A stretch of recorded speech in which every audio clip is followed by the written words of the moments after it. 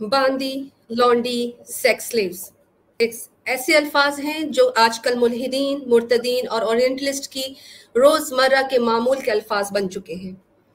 हर बार इनके एतराज़ात के जवाबात हर आलिम दीन ने बेहतरीन तरीके से दिए, पर आज की ये स्ट्रीम एक ऐसी स्ट्रीम है जो आज तक किसी भी ज़बान में इस नौयत की नहीं हुई। जहां आपको आज इस एक स्ट्रीम में इन तमाम एतराज़ात के जवाबात मिल जाएंगे, और इस स्ट्रीम के बाद अगर किसी भी जगह कोई भी मुल्हिद, मुर्तद या नॉन मुस्लिम स्लेवरी के इशू पर दोबारा सवाल करता नजर आए, तो आपने क्या करना है? आपने बस इतना करना है कि उनको सीधा सीधा आज की इसका वीडियो का लिंक दे देना है और ये कहना है कि इसको सुनो, और कहीं लगता है कि इसके जवाब में कहीं पर भी गलती हो चुकी है तो उसका रद्द बनाओ और हमें भेजो, क्योंकि अब हम आज इसके इस प्रोग्राम के बाद इनके सवालात के जवाबात नहीं, बल्कि हम अपने जवाबात के बदले में उठाए जाने वाले एतराज़ात को ही एड्रेस करेंगे। मैं आपकी होस्ट अलीना अली आप सबको सलाम पेश करती हूँ और साथ ही गुजारिश करती हूँ कि आज की इस स्ट्रीम को वायरल करें, इतना शेयर करें कि आज के बाद कोई भी मुर्तद किसी भी किस्म का एतराज़ स्लेवरी के टॉपिक पर उठाता है तो उसे शर्म महसूस आनी चाहिए। अपनी Facebook, YouTube communities, Twitter, Insta, हर जगह ये लिंक पोस्ट करें और इस मिशन का हिस्सा बने। ये जिम्मेदारी सिर्फ हमारी नहीं बल्कि आपकी भी है। आज की ये स्ट्रीम हमारे प्यारे भाई कैसर अहमद राजा साहब के यूट्यूब और फेसबुक पर देखी जा सकती है। इसी शो के एंड पर नॉन मुस्लिम्स को प्रेफरेंस देते हुए लिंक ओपन किया जाएगा, और आप यकीन जानें कि आज जो होने जा रहा है उससे आप बहुत बहुत इंजॉय करने वाले हैं। आखिर तक साथ रहें, क्योंकि दूध के आखिर में ही क्रीम जमा होती है। So don't miss the cream, be with us till the end. मैं इस तमाम प्रोग्राम को स्टार्ट करने से पहले कैसर भाई से गुजारिश करूंगी, क्योंकि ये प्लेटफॉर्म उनका है और उनकी भी कुछ इस आज के प्रोग्राम स्टार्ट होने से पहले एक राय लेनी चाहिए। जी कैसर भाई, अस्सलाम वालेकुम। जी वालेकुम अस्सलाम। उम्मीद है मेरी आवाज़ आपको ठीक आ रही होगी। वेलकम ऑन बोर्ड सारे जितने हमारे पैनलिस्ट हैं, मोज़ेज़ मेहमान, सबको मैं दिल की गहराइयों से मैं खुश आमदीद कहना चाहूँगा।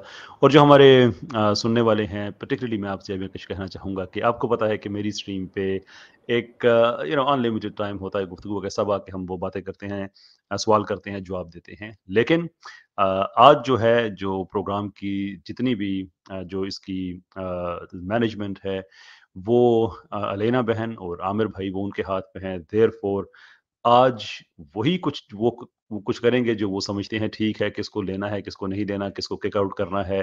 तो अगर आज आपको इस प्लेटफॉर्म का मिजाज थोड़ा सा और मिले, you have to accept it, इसलिए कि ये नॉर्मल मिजाज की स्ट्रीम आज नहीं है। टुडे जो ट्रबल मेकर, जिस तरह के जो लोग आ जाते हैं, जिनको मैं तो वक्त देता हूँ, but today is not their day, today is our day. तो जितनी भी इसकी निजामत है वो सारी की सारी अलेना बहन और आमिर भाई वो उनके हाथ में है। Cooperate with them. ये नीचे आपको एक टिकर चलता नजर आ रहा है, ये हमारी गुफ्तगू के रूल्स हैं, इसको फॉलो कीजिए, you will enjoy a lot. बहुत बहुत शुक्रिया आपका। बहुत शुक्रिया कैसर भाई। विद ऑल दिस सेड, मैं अपने भाई जो आज के शो में मेरे साथ को होस्ट हैं इनवाइट करूंगी कि वो हमें ये भी बता दें कि ये सब हम क्यों कर रहे हैं। What is the thought, what is the reason behind this show. Aamir भाई, अस्सलाम वालेकुम। जी अस्सलाम वालेकुम। मेरी आवाज़ आ रही है जी? वालेकुम अस्सलाम। बहुत शुक्रिया, जज़ाकल्लाह। अच्छा, सबसे पहले तो जो पैनलिस्ट यहाँ पर मौजूद हैं उनको नहायत दिल की गहराइयों से अहलन व सहलन मरहबा, और अल्लाह इन लोगों को जज़ाए खैर दे कि ये लोग अपना कीमती वक्त यहाँ पर दे रहे हैं। और इसके साथ साथ देख रहे हैं हम कमेंट्स के अंदर बड़ी तादाद में लोग माशाल्लाह मौजूद हैं, और उम्मीद करते हैं इंशाल्लाह कि बढ़ते वक्त के साथ साथ ये तादाद बढ़ेगी और लोग इसको अपने सर्कल्स के अंदर शेयर करेंगे। जिस जगह पर भी आप हैं इसको शेयर करें। आपको पता है यूट्यूब की टेक्निक क्या है, इस वीडियो को आपने लाइक करना होता है और उसको शेयर करना होता है। अब आ जाता है थीम जो हमारा प्रोग्राम का है और बैकग्राउंड है, जो रीजन है इस स्ट्रीम की, वो क्या है।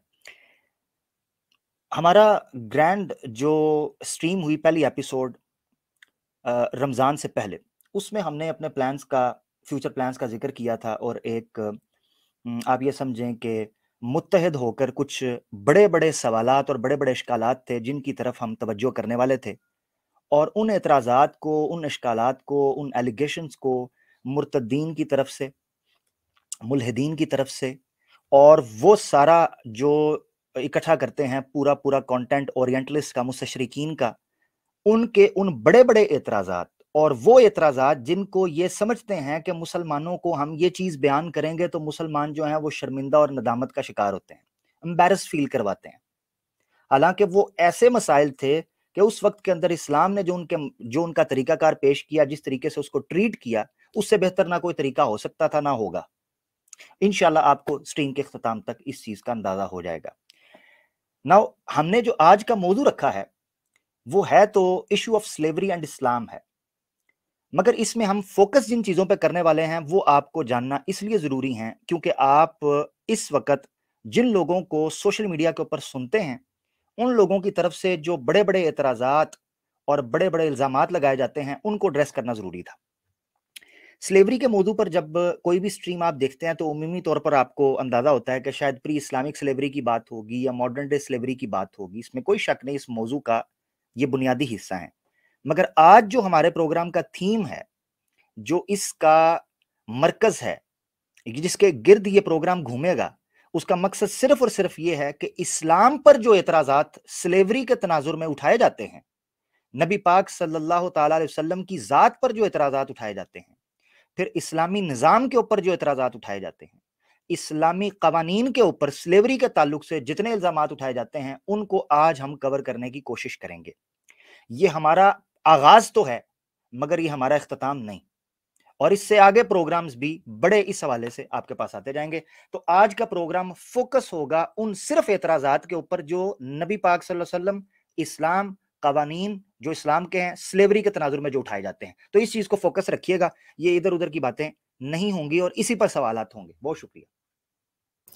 बहुत शुक्रिया आमिर भाई, दैट वाज वंडरफुल। और इसके साथ ही अब मैं मुफ्ती यासिर नदीम अलवजदी साहब से एक सवाल पहले ही रखना चाहती हूँ ताकि आगे चलते जहन में कोई डाउट्स ना आए। और मेरा सवाल कुछ मुफ्ती साहब से यूँ है कि मुफ्ती साहब, इस्लाम में इल्म हासिल करने के क्या ऑथेंटिक सोर्सेज हैं, क्या मयार हैं होने चाहिए और क्या स्टैंडर्ड हैं? आजकल तो जिनको अरबिक का अलिफ बा ता नहीं आता वो भी हदीसें कोट करते नजर आते हैं और ऐसी ऐसी तशरीहां पेश करते हैं जिनसे कुरान और हदीस में बताई गई बात का चेहरा बिगड़ जाता है। क्या मयार होना चाहिए कि एक एतराज करने वाले का कहाँ से ऑथेंटिक सोर्सेज होंगी, क्या तरीका है इस्लामी तालीमात को या नॉलेज को हासिल करने का? अस्सलाम वालेकुम मुफ्ती साहब। वालेकुम अस्सलाम वरहमतुल्लाह। बहुत बहुत शुक्रिया, आप हजरात ने आज मुझे याद किया। अच्छा, आज इत्तेफाक ये है कि कुछ मुल्हिदों की शायद बद्दुआ लग रही है मेरे इंटरनेट को, तो अगर वीडियो में लैगिंग हो तो मैं इंशाल्लाह वीडियो बंद कर दूंगा, आप मुझे बता दीजिएगा। मुझे सब अभी तो बिल्कुल ठीक चल रहा है, बिस्मिल्लाह। ठीक है, ठीक है। ये जो आपने सवाल किया, ये बहुत अहम सवाल किया है और आज की स्ट्रीम की ये बुनियाद और मुकदमा होने जा रहा है। और मैं ये समझता हूँ कि अगर इस चीज़ को सामने रखा जाए तो बहुत सारे मसाइल खुद ब खुद हल हो जाएंगे।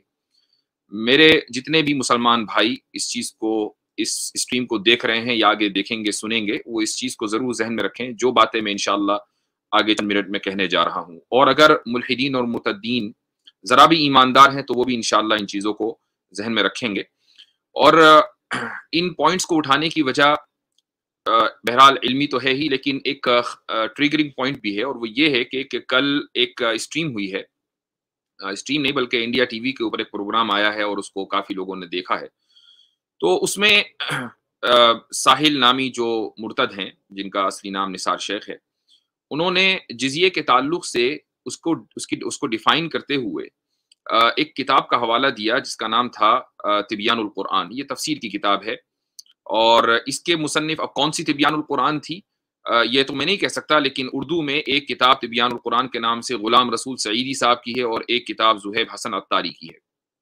तो उन्होंने इस एक तफसीरी किताब का हवाला दिया, लेकिन इस मौजू के ऊपर जो सही अहादीस हैं उसको छेड़ना उन्होंने मुनासिब नहीं समझा। या तो वो वाकिफ नहीं थे या वाकिफ थे, लेकिन चूंकि एक खास एजेंडे और मकसद से गए थे तो इसलिए जाहिर है कि उनको वो बात करनी थी कि जिससे मुसलमान बुरे नजर आए।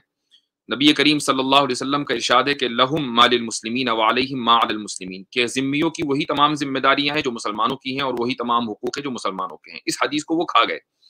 یہ جو مثال میں نے دی ہے اس کا سلیوری سے کوئی تعلق نہیں ہے، لیکن یہ دراصل مرتدین اور ملحدین کی ایک خاص ٹیکٹک ہوتی ہے کہ وہ اپنے مطلب کی بات کہیں سے کٹ اینڈ پیسٹ کرتے ہیں، سیاق و سباق سے کاٹ کر پیش کرتے ہیں، اور اس کے بعد پھر وہ لوگوں کو اور خصوصاً مسلمانوں کو یہ گمراہ کر کے بتانے کی کوشش کرتے ہیں کہ بھئی یہ تو آپ کی کتابوں میں لکھا ہوا ہے، یہ تو کلاسیکل کتابوں میں لکھا ہوا ہے۔ میں اصل میں اسی کے تعلق سے جو اسلامک ایپسٹیمولوجی ہے اس کے کیا اصول و ضوابط ہیں، میں اس کے اوپر روشنی ڈالنا چاہوں گا۔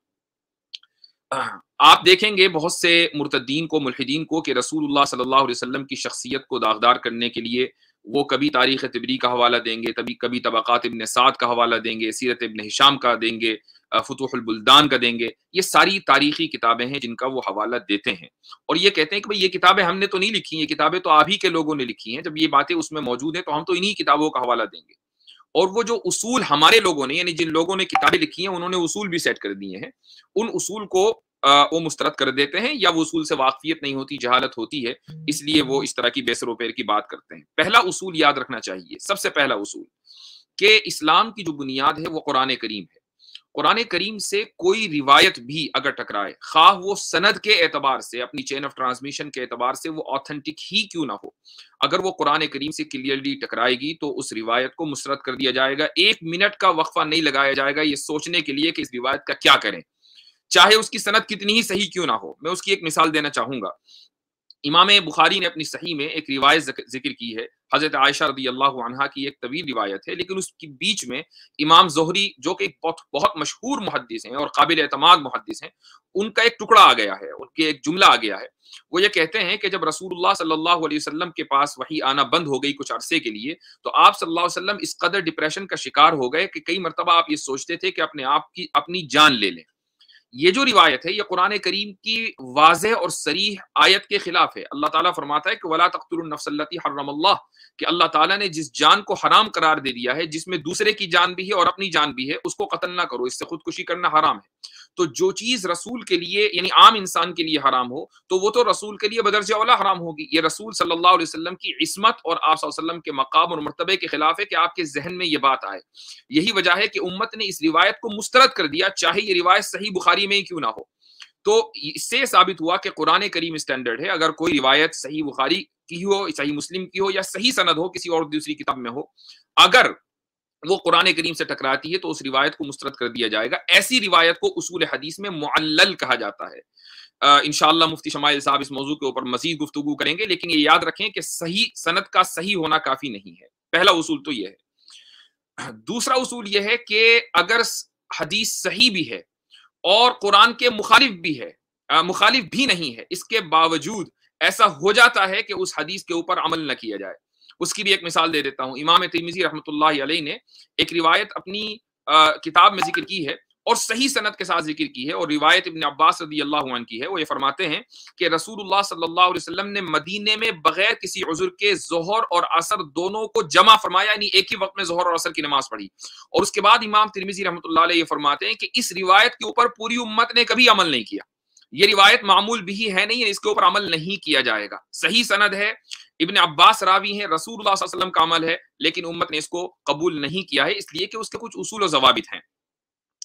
اسی طریقے سے جو ضعیف حدیث ہیں، اور ضعیف حدیث آپ کو تاریخی روایتوں میں بہت مل جائیں گی، تو ضعیف حدیثوں کے اوپر عمل کرنے کا جو اصول ہے وہ یہ ہے کہ وہ ضعیف حدیث اگر مثلا اسلامی عقائد کے خلاف ہے تو اس کو فوری طور پر مسترد کر دیا جائے گا، بلکہ اس کو موضوع مان لیا جائے گا، فیبریکیٹڈ مانا جائے گا۔ مثال کے طور پر اس حدیث سے اللہ تعالیٰ کی صفات کا انکار لازم آتا ہو، یا اس حدیث سے مثلا رسول اللہ صلی اللہ علیہ وسلم کے مقام و مرتبے، آپ کی ریپیوٹیشن اور آپ کا جو عصمت ہے، یعنی آپ کا معصوم عن الخطا ہونا، غلطی سے پاک ہونا، اگر اس کے اوپر حرف آتا ہے تو اس ضعیف حدیث کو دیوار کے اوپر مارا جائے گا، اس کے اوپر عمل نہیں کیا جائے گا۔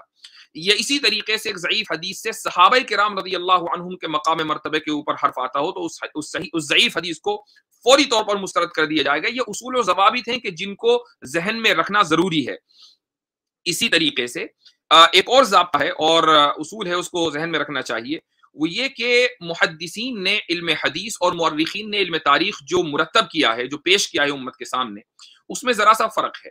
حالانکہ دونوں جگہ آپ کو روایتیں مل جاتی ہیں، وہ فرق یہ ہے کہ علم حدیث میں محدثین نے بڑی زبردست تحقیقات کی ہیں اور دودھ کا دودھ اور پانی کا پانی کر دیا ہے.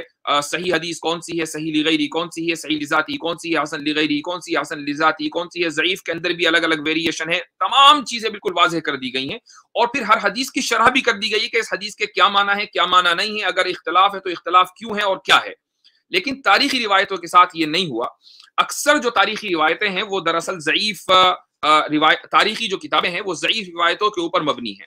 میں ایک اقتباس آپ حضرات کو امام طبری کا بھی سنانا چاہوں گا، لیکن اس سے پہلے میں یہ بتا دوں کہ تاریخی جو کتابیں ہیں وہ اکثر ضعیف راویوں سے آپ کو منقول ملیں گی. آپ اور ایسے ہی لوگوں کو، ایسے مورخین کو اخباری کہا جاتا ہے، محدث بھی نہیں کہا جاتا. مثال کے طور پر سیرت ابن اسحاق ہے، سیرت ابن ہشام ہے، واقدی کی فتوح الشام ہے، بلازری کی فتوح البلدان ہے، محمد بن سعد کی الطبقات الکبریٰ ہے، بلازری کی انصاب ہے. یہ ساری کی ساری تاریخی کتابیں ہیں.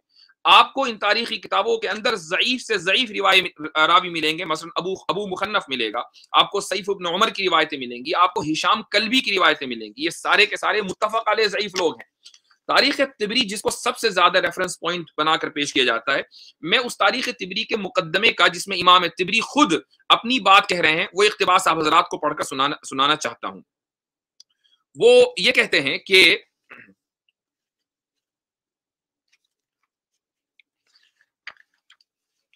اقتباس ابھی سامنے سے میرے خیال سے میں نے اس کو بک مارک لگایا تو چلا گیا، لیکن بہرحال اس کا مقصد یہ ہے یعنی تاریخ طبری کو اس اقتباس کا. وہ یہ کہتے ہیں کہ میں نے جو روایتیں اس میں ذکر کی ہیں اس کی کوئی تحقیق نہیں کی ہے کہ وہ صحیح ہیں یا ضعیف ہیں. مجھے جیسا ملا ویسا میں نے پیش کر دیا. اب بعد والے آئیں اور اس کی تحقیق کریں. تو میں اقتباس آپ کے سامنے پڑھ کر سنانا چاہتا تھا. میرے سامنے ایک کتاب ہے تاریخ امت مسلمہ. یہ ہمارے ایک فاضل ہیں مولانا محمد اسماعیل ریحان صاحب، جامعۃ الرشید کراچی کے استاد ہیں. ان کی کتاب یہ بڑی وقی کتاب ہے تاریخ کے اوپر. انہوں نے اپنے مقدمے میں، اس کتاب کے مقدمے میں تاریخ طبری کے اس مقدمے کا حوالہ دیا ہے.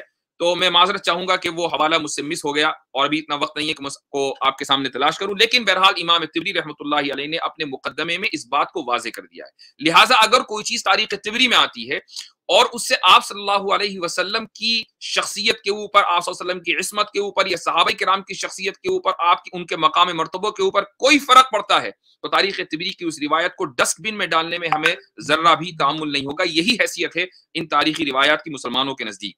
لہٰذا کل سے بلکہ آج سے اگر آپ یہ دیکھیں کہ کسی مرتد اور ملحد کی سٹریم پر تاریخی کتابوں کا حوالہ دیا جا رہا ہے تو ان پوائنٹس کو آپ ذہن میں رکھیں کہ اگر ان روایتوں سے آپ صلی اللہ علیہ وسلم کی عصمت کے اوپر فرق آ رہا ہے، حرف آ رہا ہے، تو ان روایتوں کو فوری طور پر مسترد کر دینا چاہیے. یہ مسلمان بھی یاد رکھیں اور مرتدین اور ملحدین بھی یاد رکھیں. اگر ایمانداری ان کے اندر ہوگی تو اس کو یاد رکھیں گے، اور اگر وہ ایمانداری سے محروم ہیں تو شاید پھر ان تاریخی روایتوں کا دوبارہ اپنے مذموم مقاصد کے لیے وہ حوالے دیا کریں گے.